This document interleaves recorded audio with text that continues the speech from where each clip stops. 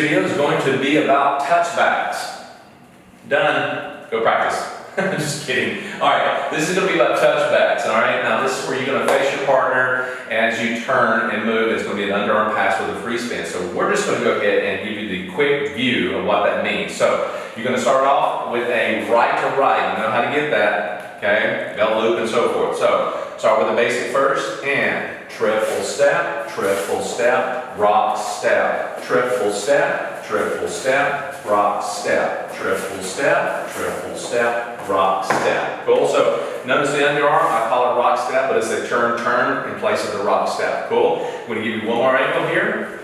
Starting from this angle, right to right handshake position. Ready? And triple step, rock step, triple step, rock step, triple step, rock step. All right, there you go. So now what you have to do is what?